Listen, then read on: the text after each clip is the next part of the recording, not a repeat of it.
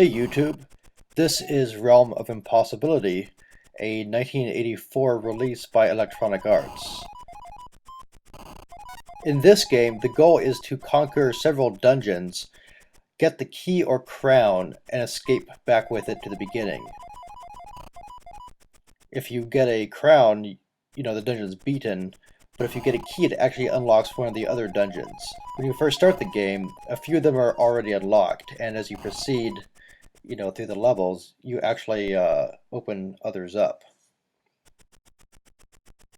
Now, this is a Commodore version, but I believe there's also an Apple one, which might have been the original.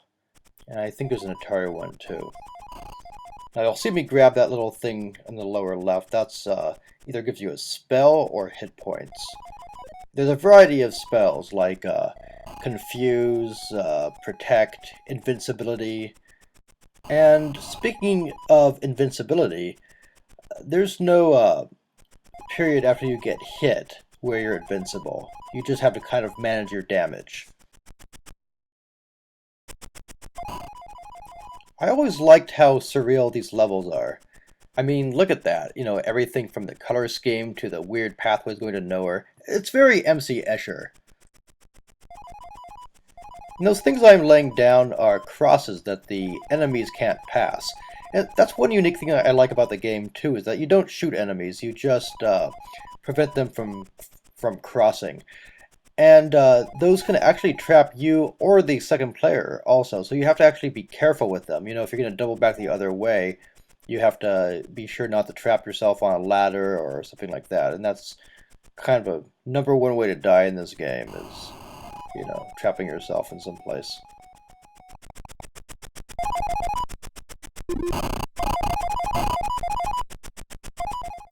And I love the way your little stick figure guy runs. It's like he's just really freaked out. Especially when he goes up or down. Yeah, this level always stuck with me. I don't know if it's the kind of pitch blackness in the towers with, that seem to drop off infinitely to the sides. It's just something about it. And I always felt like this game should have been a bigger deal than it was. I mean, it's a fantastic two-player game. Great kind of arcadey dungeon crawl. Before Gauntlet. It just was never a huge hit.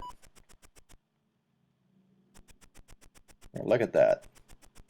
It's a pretty interesting level layout. And yeah, you can go for the potion in the middle if you're suicidal. And over here you kind of have to herd the zombies a little bit, Like, well, probably should have gone down the other way, but...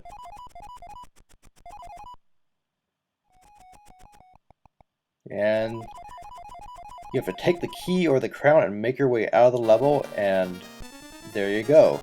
And he waves. Beautiful. And this is a tricky one. You immediately run to the right because and then you realize it's a dead end. The actual exit to the left.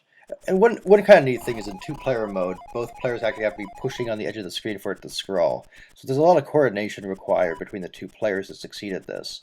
And I think that's another thing that makes it a really good two-player game. And here you're seeing my one-player playthrough, but you'll see the two-player playthrough in a second. It's unfortunately a bit easy to get stuck on walls in this game. You don't really glide along them when you press against them. That might actually heighten the tension a little bit. And I got 2 hit points left. There they go. One smoking corpse. Hit points dead. Very sad. And here I'm playing two-player mode.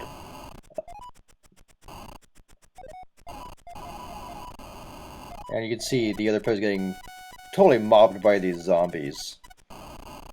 Another cool thing is you can actually, you'll see this in a second, you can actually resurrect a dead player by touching them. So, I don't believe it subtracts any hit points from yourself, but you do put yourself in harm's way to resurrect another player. And they only get about 10 hit points back, when you do that. So they're briefly revived, or, if they're skillful, they can, yeah, look, already dead again. And if both players die, that's game over. And there you have it. That's Realm of Impossibility. Go check it out.